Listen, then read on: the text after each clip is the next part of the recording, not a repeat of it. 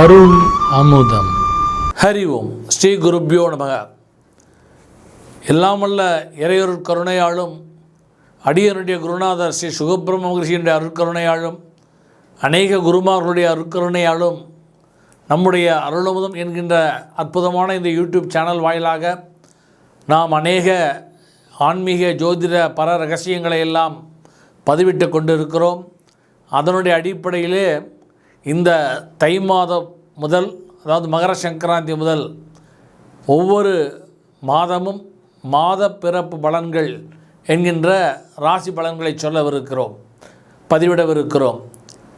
அந்த அடிப்படையிலே அடியேன் ஏற்கனவே இந்த மாத பிறப்பு பலன்கள் எவ்வாறு சொல்லப்படுகிறது என்பதற்கு ஒரு அறிமுக வீடியோவையும் ஏற்கனவே நேற்றைய தினம் நாம் வெளியிட்டிருந்தோம். அதை எல்லோரும் பார்த்துவிட்டு இந்த ராசி பலன் வீடியோவை அடியேன் பார்க்க வேண்டிக் கொள்கிறேன். இதுவரை இந்த யூடியூப் சேனலுக்கு சப்ஸ்கிரைப் செய்யாதவர்கள் உடனடியாக தாங்களும் சப்ஸ்கிரைப் செய்தால் இந்த ராசி பலன்கள் மட்டுமல்லாது நம்முடைய அனைத்து ஆன்மீக பர ரகசியங்களையும், வாழ்வியல் நெறியில் நாம் எவ்வாறு செல்ல வேண்டும், நாம் எவ்வாறு வாழ்க்கையில் வெற்றி பெற வேண்டும் என்ற அநேக வீடியோக்களை நாம் பதிவிட்டு கொண்டிருக்கிறோம். அதை தாங்களும் பார்த்து அதன் மூலமாக தங்களுடைய வாழ்க்கையை மேம்படுத்தி கொள்ளலாம் என்கின்ற வேண்டுகோளை விடுத்து மீண்டும் ஒருமுறை தாங்கள் சப்ஸ்கிரைப் செய்து இந்த பதிவை தொடர்ந்து பார்க்க அடியேன் வேண்டிக் கொள்கிறேன்.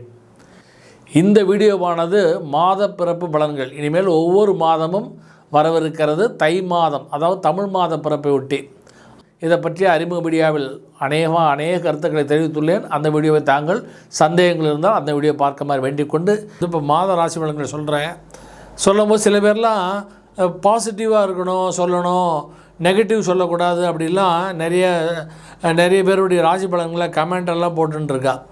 அடியேன் எப்படி என்னுடைய பாலிசி எப்படின்னு சொன்னால், ப்ரெடிக்ஷன்ஸ் எப்படி இருக்குன்னு சொன்னால், இப்போ உதாரணத்துக்கு ஒரு டாக்டர்கிட்ட போகிறோம், ஒரு ஹெல்த் இஷ்யூன்னு போகிறோம். டாக்டர் அந்த ஹெல்த்தில் உள்ள இஷ்யூவை சொன்னால் தானே நம்ம அதுக்கு ட்ரீட்மெண்ட் எடுத்து சரி பண்ணிக்க முடியும். ஹெல்த் இஷ்யூ சொல்லாமல் டாக்டர் வாட்டுக்கு நன்னா இருக்குது போங்கன்னு சொல்லிட்டான்னா, பாசிட்டிவாக சொல்கிறேன்னு சொன்னான்னா நாளைக்கு அவஸ்தை யாருக்கு? நமக்கு தானே. அதே மாதிரி தான் ஜோதிட சாஸ்திரமும். இந்த சாஸ்திரம் எதுக்கு கொடுத்துருக்குன்னு சொன்னால், நல்லதுன்னா ஜாதகத்துக்கு வேலையே இல்லையே. இப்போ நல்ல உடம்புக்கு டாக்டர்கிட்ட போக வேண்டிய வேலையே இல்லையே. அதே மாதிரி நன்னா இருக்குன்னா ஜோதிடத்துக்கு ஜாதகம் பார்க்குறதுக்கு பலன்களுக்கு வேலையே இல்லையே. அப்போ நமக்கு எது குறையாக இருக்கோ அதை தெரிஞ்சுட்டு அதை சரி பண்ணிக்கிறோம்.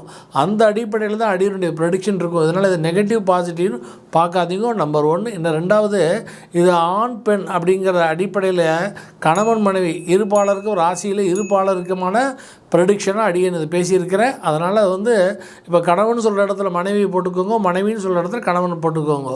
அந்த அளவுக்கு அந்த ப்ரெடிக்ஷன்ஸை நீங்கள் புரிஞ்சுக்கோங்க. நம்முடைய அருளமுதம் யூடியூப் சேனல் வாயிலாக இந்த தை மாதம் முதல் இவரிடம் தை மாதம் முதல் மாத ராசி பலன்களை வழங்கி கொண்டு வருகிறோம்.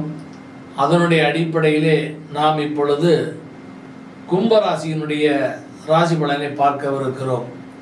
அதற்கு முன்பாக இந்த கும்பம் என்பது காலபுருஷ தத்துவத்திலே பிறவி லாப தத்துவம் என்கின்ற அடிப்படையில் அமைந்திருப்பதனால், அதுவும் சனியுடைய வீடாக இருப்பதனால், இந்த சனி கர்மஸ்தானத்துக்கு அதிபதியாகவும் இருப்பதனால் கர்ம லாபம் என்கின்ற அடிப்படையிலே நாம் செய்யக்கூடிய தொழிலிலே நாம் நியாயமாகவும் நேர்மையாகவும் நடந்து கொண்டால் நாம் அந்த லாபத்தை, அந்த ஒரு ப்ராஃபிட்டை மட்டுமல்லாது இந்த பிறவி லாபத்தை அடைந்து அதன் மூலமாக நாம் அந்த அயனசேன சுகபோகத்தையோ சொர்க்கத்தையோ அல்லது மோட்சத்தையோ அடையலாம் என்கின்ற அடிப்படையிலே காலபுருஷ தத்துவத்திலே இந்த கும்பம் என்பது பிறவி லாப தத்துவத்தை அடிப்படையாக கொண்டு இருப்பதனால் அவரவர்கள் தாங்கள் செய்கின்ற தொழிலிலே நேர்மையாகவும் அந்த ஒரு நியாயமான முறையிலே வியாபாரங்களிலே லாபத்தையின்மை கொண்டவராக இருந்தால் அவர்களுக்கு இந்த நவக்கிரகங்களால் ஏற்படக்கூடிய தொந்தரவுகள் எதுவும் ஏற்படாமல் அவர் வாழ்க்கையில் சௌகரியமாக இருக்கலாம். அவை இல்லாதவர்களுக்கு தான் இந்த ராசி பலன்களை அடியேன் சொல்லவிருக்கிறேன். அந்த வகையில் கும்பராசிக்காரர்களுக்கு இந்த தை மாதம் எப்படி இருக்கும் என்று சொன்னால், இந்த கும்பராசிக்கு சூரிய பகவான் 12ஆம் இடம் என்று சொல்லக்கூடிய விரயஸ்தானத்திலே சப்தமாதிபதி சூரிய பகவான் 12ஆம் இடம் விரயஸ்தானத்திலே சஞ்சரித்து கொண்டிருப்பதனால் இடமாற்றங்கள், பணத்தினால் அவர்களுக்கு தன நாசங்களும் பண நஷ்டங்களும் தன நஷ்டங்களும், கணவன் மனைவி உறவுகளிலே அந்த ஒரு சங்கடங்களும் ஏற்படக்கூடிய வாய்ப்புகள் இருக்குது. மேலும் தொழில் சார்ந்த உறவுகளில் அவர்களுக்கு எச்சரிக்கையாக இருக்க அடியேன் அறிவுறுத்துகிறேன். மேலும் வெளிநாடு விஷயத்தில் வியாபாரத்தில் இருப்பவர்களுக்கு அவர்கள் கவனமாக பண விஷயத்தில் உடனுக்குடன் தாங்கள் வியாபாரம் செய்த பணத்தை பெற்றுவிட வேண்டும். இல்லை என்றால் அவர்கள் திருப்பி தராமல் ஏமாற்றுவதனால் பண விரயங்கள் ஏற்படுவதற்கு வாய்ப்புகள் உண்டு. அடுத்து சந்திர பகவான் இந்த தை மாதம் ஆரம்பத்திலே இந்த கும்பராசிக்காரர்களுக்கு 6ஆம் இடத்திலே வக்கரசபாயுடன் சேர்ந்து சஞ்சரித்து கொண்டிருப்பதனால் தொழிலில் கடன் வழக்கு போன்றவற்றிலே சில சிக்கல்கள் ஏற்படுவதற்கு வாய்ப்புகள் இருக்கிறது. அதனால் அதில் கவனமாக இருக்க வேண்டும். பெண்கள் விஷயத்திலும் கவனமாக இருக்க வேண்டும். இந்த செவ்வாயானவர் தை மாதம் 7ஆம் தேதிக்கு மேல் மிதுன ராசியிலே வக்கரகதியில் சஞ்சரித்து கொண்டிருப்பதனால் இந்த கும்ப ராசிக்கு இந்த மிதுனம் என்பது 5ஆம் வீடாக இருப்பதனால் புத்திர சோகமும் புத்திரர்களால் பயமும் துக்கமும் ஏற்படக்கூடிய வாய்ப்புகள் இருக்கிறது. எனவே குழந்தைகளிடம் அன்பாகவும் பிரியமாகவும் ஒரு மனோரீதியாகவும் அவர்களிடம் நாம் அணுக வேண்டும். அணுகினால் அந்த குழந்தைகளுடைய மனம் பாதிப்படையாமல் அவர்கள் பெற்றோரிடம் அந்யோன்யமாக இருப்பதனால் இந்த புத்திர சோகம் புத்திர துக்கம் என்கிறது தவிர்க்கப்படும். எனவே குழந்தைகளுடைய கல்வி விஷயத்திலும் நாம் கண்டிப்பு காட்டாமல் அவர்களை இம்மாதம் நாம் ஒரு ஃப்ரீயாக விட்டுவிட்டால் அவர்கள் கொஞ்சம் மன தெளிவுடன் அந்த ஒரு கணவன் அந்த தந்தையுடன் நல்ல ஒரு உறவுடன் கொண்டிருப்பார்கள்.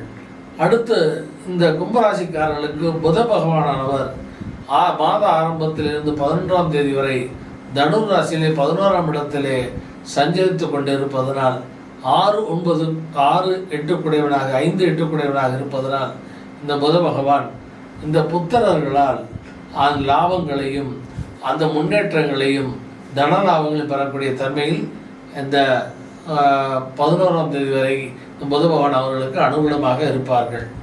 அடுத்து புத்திரர்களால் சங்கடங்களும் நேருவதற்கு வாய்ப்புகள் உண்டு, விரயங்களும் ஏற்படுவதற்கு வாய்ப்புகள் உண்டு. மேலும் இந்த கும்பராசிக்கு 12ஆம் தேதிக்கு மேல் இந்த புத பகவானானவர் மகர ராசியிலும் அதன் பின்பு கும்பராசியிலும் சஞ்சரிப்பதால் புத்திரர்களால் அந்த கல்வி சம்பந்தப்பட்ட செலவினங்களும் மாத பிற்பகுதியில் புத்திரர்களால் நல்லதொரு அந்யோன்யமும் இருக்கக்கூடிய வாய்ப்புகள் இருக்கிறது. மேலும் இந்த 5ஆம் இடத்துக்கு அதிபதியாக இஷ்டமாதிபதியாக இந்த புதன் இருப்பதனால் பந்துக்களால் உறவினர்களால் பிரச்சனைகளும் வீண் செலவுகளும் ஏற்படுவதற்குரிய வாய்ப்புகள் ஏற்படும். அது மட்டும் இல்லாது அந்த பந்துக்கள் வீட்டுக்கு வருகை தருவதனால் கணவன் மனைவிக்குள்ள ஒரு கருத்து வேறுபாடுகள் ஏற்பட்டு ஒரு சண்டை சச்சரவுகளும் அதனால் கணவன் மனைவிக்குள்ள ஒரு பிரிவுகளும் ஏற்படக்கூடிய வாய்ப்புகள், உறவில் ஒரு பிரிவு ஏற்படுவதற்குரிய வாய்ப்புகளும் விரிசல் ஏற்படும் வாய்ப்புகளும் ஏற்படும்.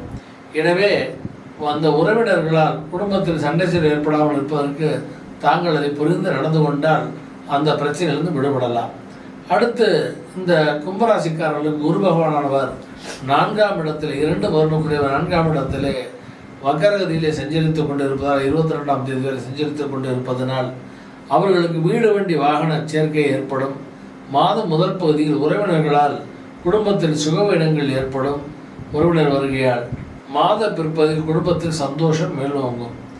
அடுத்து வீடு வண்டி வாகனங்கள் வாங்குகின்ற பொழுது அவர்கள் அந்த லீகல் அப்படின்னு சொல்லக்கூடிய அந்த சட்டப்படி விஷயங்களை கொஞ்சம் கவனமாக எடுத்துக்கொண்டு கடத்திக்கொள்ள வேண்டும்.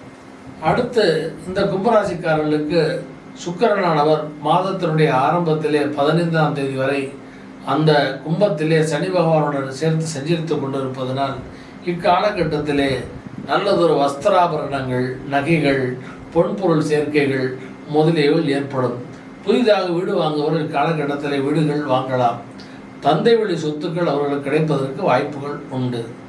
மேலும் அவர்கள் மனம் அந்த சனியுடன் சேர்ந்து இருப்பதனால் அந்த வீடு வண்டி வாகனங்கள் வாங்குகின்ற பொழுது ஒரு சில மன சங்கடங்களில் ஒரு மன தெளிவற்ற நிலையில் காணப்படும். அது மாத பிற்பகுதியில் அது தெளிவை கொடுத்து அவர்களுக்கு ஒரு நல்லதொரு நிலையை கொடுக்கக்கூடிய அமைப்பிலே அமைந்திருக்கிறது. மேலும் இவர்கள் இந்த காலகட்டத்திலே தர்ம காரியங்களில் ஈடுபடுவதும் மற்றவர்களுக்கு உதவி செய்வதும் ஏற்பட்டால் அவர்களுக்கு இந்த சுக்கிர பகவான் சனியுடன் சேர்ந்து இருப்பதனால், அவர் சனி கர்மாதிபதியாக இருப்பதனாலும், சுக்கிரன் தர்மஸ்தானத்துக்கு அதிபதி சுகஸ்தான அதிபதியாகவும் நல்லதொரு சுகத்தையும் நல்லதொரு பாக்கியத்தையும் கொடுப்பவராக இருப்பார். அடுத்து இந்த கும்பராசிக்காரர்களுக்கு சனி பகவான் அந்த கும்பராசியிலே சஞ்சரித்து கொண்டிருப்பதனால், ஜென்ம சனியாக இருப்பதனால் அவர்கள் கணவன் மனைவிக்குள்ளே ஒரு அந்யோன்யமான உறவை மேம்படுத்திக் கொள்வது ரொம்ப ரொம்ப முக்கியம். கருத்து வேறுபாடுகளை தவிர்ப்போம். மேலும் அவர்கள் அந்த நண்பர்களிடமும் தொழில் சார்ந்த உறவுகளிடமும் அவர்கள் ரொம்ப கவனமாக இருக்க வேண்டும். தேவையில்லாமல் தொழில் சார்ந்த உறவுகள் நண்பர்களிடம் அவர்கள் அல்லது மனைவியிடமோ அவர்கள் கருத்து வேறுபாடுகளை கொண்டு இருந்தால் அதனால் வீண் சங்கடங்களையும் மன நிம்மதியும் இழப்பதற்கு சூழ்நிலைகள் ஏற்படும். இக்காலகட்டத்திலே அவர்கள் ஒரு தபசுகளை தியானங்களையும் அந்த ஒரு யோகத்தையும் கடைபிடித்து மனதை அமைதிப்படுத்தி கொண்டால் அந்த ஜென்மசனியினுடைய அந்த ஒரு தாக்கத்திலிருந்து விடுபடுவார்கள்.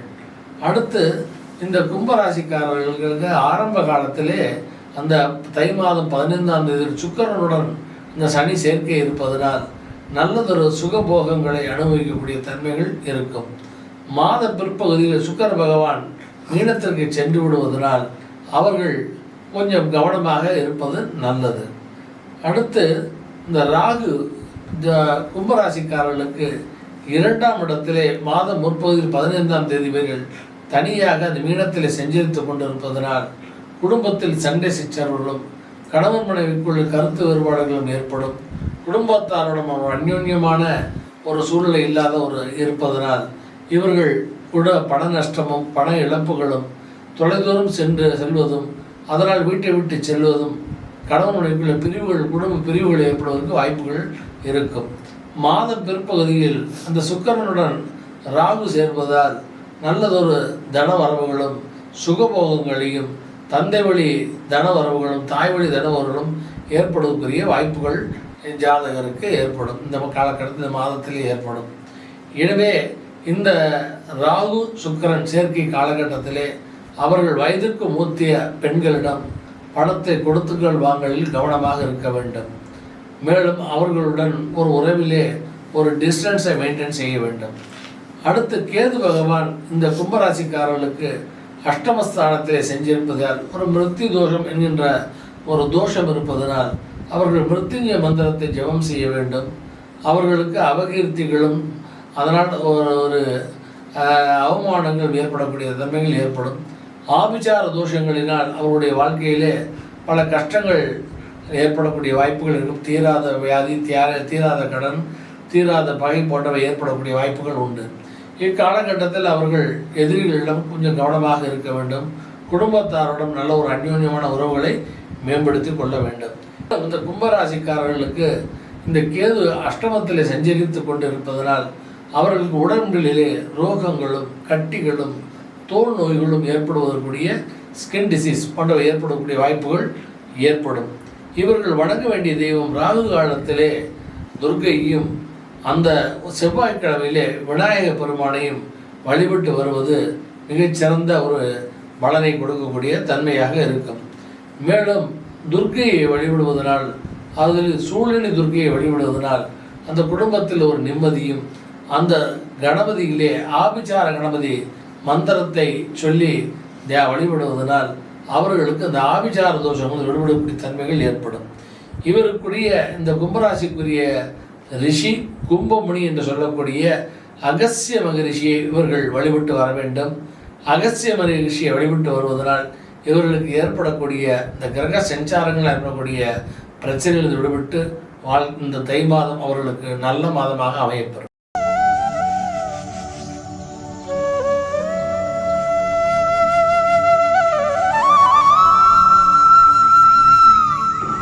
அருள் அமுதம்.